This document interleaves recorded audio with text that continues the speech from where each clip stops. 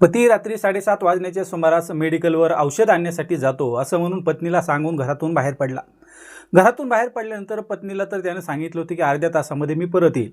मात्र अर्धा तास होऊन गेला. संध्याकाळचे 8 वाजले तरी पती घरी आला नाही. रात्रीचे 9 वाजले तरी पती घरी आला नाही. आणि काही वेळातच पत्नीला एक निरोप आला की तुमच्या पतीचा अपघात झालाय, त्यांना जबर मार लागलाय, तुम्ही तात्काळ चला. आणि त्यानंतर पत्नीच्या कानावर हे शब्द पडल्यानंतर पत्नी हादरून गेली. मोठमोठ्याने रडू लागली. पत्नीने घटनास्थळ गाठले तेव्हा पती हा रस्त्यावर, तर पतीची गाडी ही त्याच्याच बाजूला पडलेली आढळून आली.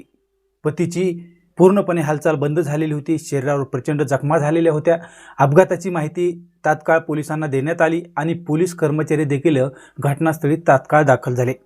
त्यांनी घटनास्थळाचा पंचनामा केला आणि गाडी चालवताना गाडी रस्त्याच्या कडेला सरकल्यामुळं घसरल्यामुळं हा अपघात झाला असावा असा प्राथमिक अंदाज त्यांनी काढला. त्यानंतर मृतदेह शवविच्छेदनासाठी नेण्यात आला. मृतदेहावर पीएम देखील झालं. अंतिम संस्कारही झाले. आणि त्यानंतर पतीच्या भावाच्या मनात एक संशय निर्माण झाला. आणि ज्या पद्धतीनं भावाचा अपघात झाला तो एवढा गंभीर नव्हता. रस्त्याच्या कडेला मोटरसायकल पडलेली होती, मग भावाच्या अंगावर एवढ्या जखमा कशा पडल्या, हीच शंका त्याने पोलिसांसमोर सांगितली. आणि पोलिसांनी या प्रकरणी पीएम अहवाल मागून घेतला. तेव्हा त्या पीएम अहवालामध्ये अंगावर प्रचंड प्रमाणात मारहाण झाल्याचं त्या पीएम अहवालामध्ये नमूद करण्यात आलं होतं. त्यानंतर पोलिसांच्याही पायाखालची जमीन सरकली. कारण पोलिसांनी हा केवळ अपघात म्हणून त्याच्याकडे पाहिलं होतं, मात्र तो अपघात नव्हता, तर त्याच्या जवळच्या व्यक्तीने कट रचून केलेला हा खून होता. भावाचा संशय अखेर खरा निघाला. पोलिसांनी अपघात घडण्यापूर्वीच अर्ध्या तासाचा घटनाक्रम जाणून घेतला आणि पत्नीचा काळा कारनामा इथे उघड झाला. जी पत्नी माझा आधार गेला म्हणून रडत होती तीच या कटाची मास्टर माइंड निघाली. मग पत्नीनं असं का केलं, तिला साथ देणारा कोण होता, हे जेव्हा पोलिसांनी शोधून काढलं तेव्हा गावकऱ्यांनाच धक्का बसला. या घटनेला सुरुवात कशी झाली आणि कटाचा शेवट कशा प्रकारे घडविण्यात आला तेच आपल्याला या व्हिडिओच्या माध्यमातून जाणून घ्यायचं आहे. नमस्कार, मी जनार्दन राऊत आणि तुम्ही पाहतात क्लिक टू न्यूज. सांगलीचा सीमाभाग असलेल्या आथणी तालुक्यातील खळेगाव येथे चंद्रकांत संगाप्पा शिवपूजी वय 41 वर्ष आणि त्याची पत्नी रेणुका शिवपूजी वय वर्ष 36 वर्ष हे गुण्यागोविंदाने राहत होते. गावातही कुटुंबाविषयी चांगलं वातावरण होतं. चंद्रकांत आणि रेणुका हे मोलमजुरी करायचे, कधी ऊसतोडणी करायला जायचे. अशा प्रकारे त्यांचं कामकाज होतं.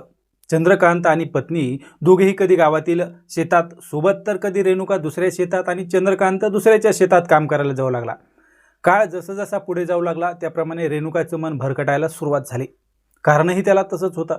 गावातच राहणारा महांतेश बसप्पा धनाळ वय वर्ष 40 याच्याकडे मोठ्या प्रमाणात ऊसाचं क्षेत्र आहे. महिन्यातून 15 दिवस रेणुका आणि चंद्रकांत हे महांतेश यांच्याकडे काम करण्यास जाऊ लागले. कधी कधी चंद्रकांत याला महांतेश याच्याकडे काम नसायचं, त्यावेळी रेणुका तेथे एकटीच काम करायला जायची. शेतात काम करत असताना महांतेश हा देखील त्या शेतात सोबत असायचा. त्यामुळे शेतात रेणुका आणि महांतेश यांचं संभाषण होण्यास त्या ठिकाणी सुरुवात झाली. महांतेश याच्याकडे असलेली शेती आणि पैसा याचं मोठेपण रेणुकाला आकर्षित करू लागलं. प्रत्येक दिवस दोघांचं शेतात होत असलेलं संभाषण रेणुकाच्या मनाला आवडू लागलं होतं. आणि याच गोष्टीचा फायदा घेऊन महांतेश याने रेणुकावर डोळे फिरवायला सुरुवात केली. रेणुका आणि महांतेश या दोघांमध्ये वयाचं जरी थोडं अंतर असलं तरी रेणुकालाही महांतेश आवडू लागला होता. चंद्रकांत याच्यापेक्षा महांतेश हाच आपल्याला आयुष्यात सुखाचे दिवस आणू शकतो हे जेव्हा रेणुकाच्या लक्षात आलं तेव्हा रेणुका ही इतर कामापेक्षा, इतर शेतामध्ये काम करण्यास जाण्यापेक्षा महांतेश याच्याच शेतात जास्त वेळ काम करू लागली.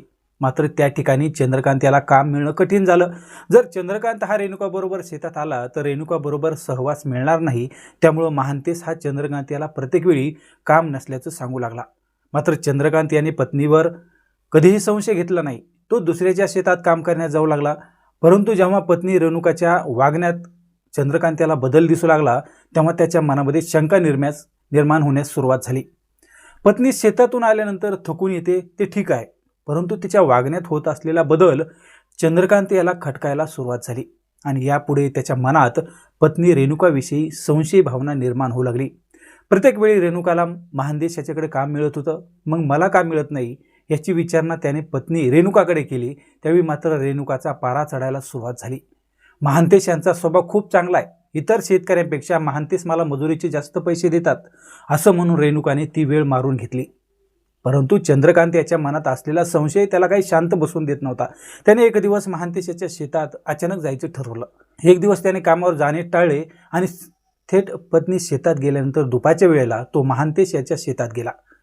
चंद्रकांत हा तर शेतात गेला होता, मात्र त्याची थोडी सुद्धा खबर महांतेश आणि पत्नी रेणुकाला होऊन दिली नाही. उसाचे शेत वाढलेले होतं आणि त्याच भागातून तो शेतात घुसला आणि पत्नी रेणुका ज्या ठिकाणी काम करते त्या दिशेने तो उसामधून निघाला. तर त्याला समोरचं दृश्य पाहून धक्काच बसला, कारण महांतेश आणि पत्नी रेणुका यांचं जे काम सुरू होतं ते त्याने पाहिलं आणि चंद्रकांत याच्या मनात जो संशय होता अखेर तोच खरा ठरला. पत्नी घरी आल्यानंतर संबंध करायला का नकार देते याचं स्पष्टपणे कारण आता चंद्रकांत याला कळालं होतं. चंद्रकांत याच्या मनात विचारांची आणि अनैतिक संबंधाची काहूर माजायला सुरुवात झाली होती. पत्नी आणि महांतेश यांच्या संबंधाला विरोध न करता चंद्रकांत शेतातून घराच्या दिशेने परतला. रेणुका संध्याकाळच्या सुमारास कामावरून घरी आली तेव्हा चंद्रकांत याचा पारा चढलेला होता, परंतु तो त्यावेळेस देखील शांत राहिला. रात्रीची वेळी जेवण झाल्यानंतर चंद्रकांत याने रेणुकाला शेतातला विषय विचारलाच. तेव्हा रेणुकाने पती चंद्रकांत याला गप्प बसण्याचा सल्ला दिला. त्यांचा स्वभाव खूप चांगला आहे, त्यांच्यावर कसलेही आरोप करू नका असं म्हणून पतीला ती शांत बसवण्याचा प्रयत्न करत होती. परंतु चंद्रकांत हा शांत बसणार नव्हता, कारण त्याने शेतात जे काही चालू होतं ते सर्व पाहिलं होतं. यानंतर दोघांमध्ये प्रचंड भांडण झालं आणि चंद्रकांत याने रेणुकाला, मी शेतात आलो होतो, तुमचं काय काम चालू होतं ते मी पाहिलंय असं म्हणताच रेणुका शांत झाली. तिच्या तोंडातून एकही शब्द पडेना. ती रात्र तर दोघांच्या भांडणात गेली. मात्र दुसऱ्या दिवशी चंद्रकांत हा थेट महांतेश याच्या घरी पोहोचला आणि पत्नीबरोबर असलेल्या अनैतिक संबंधावरून त्याने भांडण सुरू केलं.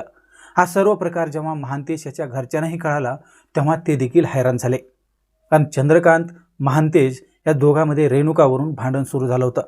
त्यामुळे हे प्रकरण एवढं वाढले की गावातील काही प्रतिष्ठित लोकांनी या प्रकरणात मध्यस्थी करण्याचा विचार केला. त्यानुसार एक दिवस महांतेश आणि चंद्रकांत यांची गावातील लोकांबरोबर बैठक झाली.